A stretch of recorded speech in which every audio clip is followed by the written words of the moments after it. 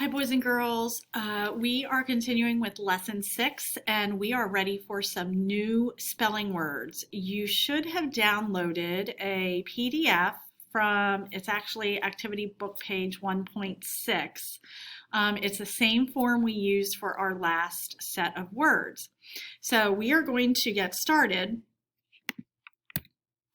And this spelling list, we are going to have root words. And they are all verbs, all actions, just like the last list we had. A root word is what a word is called before any prefixes or suffixes, any beginnings of the words or endings are added.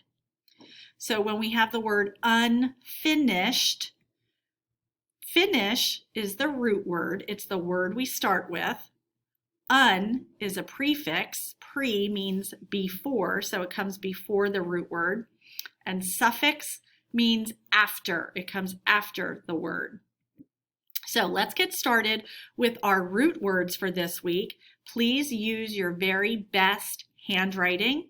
Even if you're doing it on Notability with your stylus, I still want to see neat writing. You could also do this on a piece of notebook paper and make 3 columns. We'll start with the root words and then we're going to move on to the suffixes and prefixes. The first root word is smile. Everyone say that, smile. And you can see these words and pause the video whenever you want to write them down. Rake, file, vote, dine. Do you notice anything that all of these words have in common? They all end with a vowel, consonant, silent E. So that will be interesting when we start to add our endings. Make sure you have these words written nice and neatly. Next, we have quote, raise,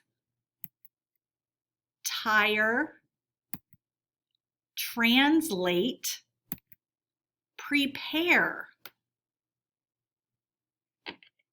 So those are all 10 of our spelling words for the week. Make sure you have them written down.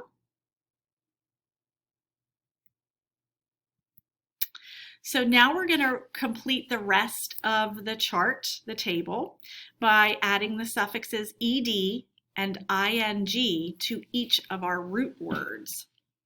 A suffix is a syllable placed after a root word. Suffixes change the meaning of the root word. What does the suffix ed mean when you add it to a verb? It means it happened in the past tense. It has already happened. What about the suffix ing? That means it's happening now. We are doing it now in the present tense. Here are some tips and tricks to know how to do these spellings. When words end with a consonant, vowel, consonant, and a silent E, so looking at the last 4 letters, consonant, vowel, consonant, silent E. That's what the little e means. The final E must be dropped before adding ed or ing. Adding ed sometimes adds a syllable to the word, as in voted, translated, and sometimes does not, smiled, raked, filed. Adding ing always adds a syllable to the word. And don't forget that the suffix ed can make 3 sounds. It could be a t sound, a d sound, or an ed sound. So let's see. Smile ends with a consonant, vowel, consonant, silent E, M-I-L-E. So we actually, in our brains, get rid of the one E before we add ed. Smiled, smiling. Rake is the same thing. It's a consonant, vowel, consonant, silent E. So we need to get rid of that silent E before we add ED. And then we get raked, raking. Go ahead and pause the video now and see if you can do file, vote, and dine, and add ed and ing to those words following that pattern. Come back when you're ready to check your words. Okay, let's see how you did. So file becomes filed and filing. Vote becomes voted and voting. Dine becomes dined and dining. Check your spelling, boys and girls. If you made an error, make sure you correct it. This is your first secret word, Santa. Next we have quote, and that follows the pattern on the other page. Quoted, quoting. Next we have raise. This word is a little bit different because it is a silent E, so we really do drop it and write raised and raising.